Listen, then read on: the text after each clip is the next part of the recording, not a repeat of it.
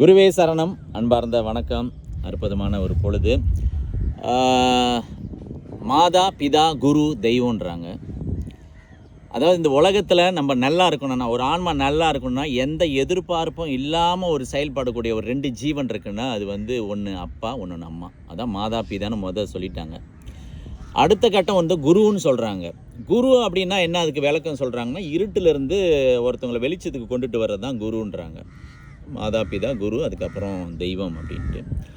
அப்போ இன்னைக்கு இந்த அதாவது இந்த குருவை நான் யாராக பார்க்குறேன் அப்படின்னா, ஒரு ஆன்மீகத்தில் ஒரு குருவாக இருப்பாங்க. அதே சமயத்தில் இன்றைக்கி ஆசிரியர் தொழில் செய்யக்கூடியவங்க, இந்த புனிதமான இந்த ஆசிரியர் தொழில் செய்யக்கூடியவங்க, உலகெங்கும் இருக்கக்கூடியவங்க பாதங்களை தொட்டு முதல்ல வணங்குறேன். ஏன்னா இது ஒரு சாதாரண ஏதோ ஒரு வருமானத்துக்காக நம்ம கிடச்சி போகணும் அப்படின்னு இருந்தாலும் கூட, சில நேரங்களில் பலரோட வாழ்க்கையில் பெரிய ஒரு மாற்றத்தை ஏற்படுத்தினதே அந்த ஆசிரியராக தான் இருப்பாங்க. சில ஏழ்மையான குடும்பத்து ஆசிரியர் உதவி செஞ்சுருப்பாங்க. இந்த மாதிரி பல விஷயங்கள் இருக்குது.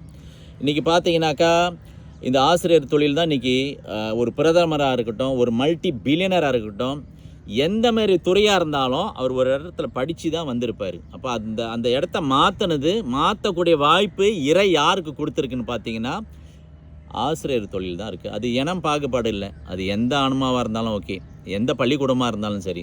அப்போ இறைவன் உங்களுக்கு அந்த அந்த அந்த ஒரு தொழிலை கொடுத்துருக்காரு. ஆகையால் நான் சமீபத்தில் என்னோடய அக்கா திருமதி காமாட்சி கூட பேசியிருந்தப்போ, சில பள்ளி பிள்ளைங்க இவங்க இப்போ இன்றைக்கி சில பயிற்சியெலாம் எடுத்து அந்த கருணையாக போகும்போது, சில குருவோட பயிற்சிகள்லாம் எடுத்து அவங்க கருணையாக செயல்படும் போது சில மாற்றங்களை மாணவர்கிட்ட பார்க்கும் போது அதை பற்றி கொஞ்சம் பேசுவோம். அப்போ அதில் என்னன்னாக்கா, இப்போ சமீபத்தில் ஒரு மாணவர் போய் ஒரு இடத்துல ஒரு பள்ளியில் ஒரு போட்டியில் ஜெயிச்சுட்டு வந்துட்டார். அப்போ அந்த மாணவருக்கு எல்லாம் வாழ்த்து சொன்னோன்னாங்க. அப்போ நான் கேட்டேன், அந்த மாணவருக்கு வாழ்த்து சொன்னது, அந்த மாணவரை முன்னு கூப்பிட்டு ஒவ்வொரு மாணவர்களாக நீங்கள் அவருக்கு வாழ்த்து சொல்லுங்கள்.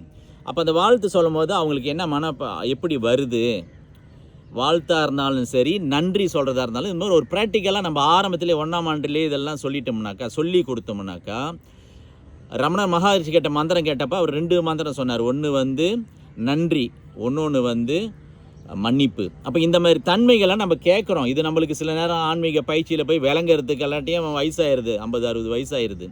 அப்போ இந்த பிள்ளைங்களுக்கு ஆரம்பத்திலே நம்ம அந்த வாத்தியார் ஆசிரியர் தொழில்னால இது ஆரம்பத்திலே நம்ம சொல்லிக் கொடுக்க முடிஞ்சிச்சுன்னா, இது ஒரு பெரிய ஒரு புண்ணியமாக இருக்கும் அப்படின்னு நான் கருதுகிறேன். ஆகையால் இன்றைக்கி அன்பு, அப்புறம் தயவு, கருணை, பெருங்கருணை, தனிப்பெருங்கருணை. அப்போ ஆசிரியர்களுக்கு கண்டிப்பாக கணவரோ மனைவியோ, உங்களுக்கு ஒரு குடும்பம் இருக்கும், நீங்கள் வீட்டுக்கு போகணும், பிள்ளைங்களை பார்க்கணும், உங்களோட வீட்டில் பல வேலைகள் இருக்கும். இருந்த போதிலும் இறைவனோட அருளால் அவனின்றி ஒரு அணுவும் அசையாது. அவர் இந்த புனிதமான இந்த அற்புதமான ஒரு தொழிலை வேலையை உங்கள்கிட்ட கொடுத்துருக்காரு. அப்போ நீங்கள் ஒரு பள்ளியில் ஒரு 30-40 மாணவர்கள், 50 மாணவர்கள், 500 மாணவர்களை பார்க்குறீங்க, டெய்லி பார்க்குறீங்க.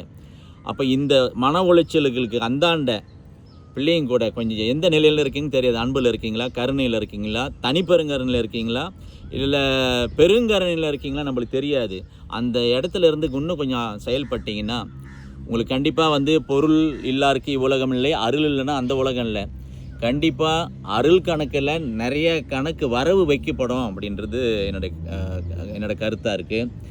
ஆக உங்களோட அடுத்த கட்டம் அந்த பள்ளிக்கூடம் போகும்போது பிள்ளைங்களை இன்னும் கொஞ்சம், ஏன்னா கண்டிப்பாக ஒரு நாள் எல்லாமே இந்த பூமியிலேருந்து காணாமல் போயிடும்.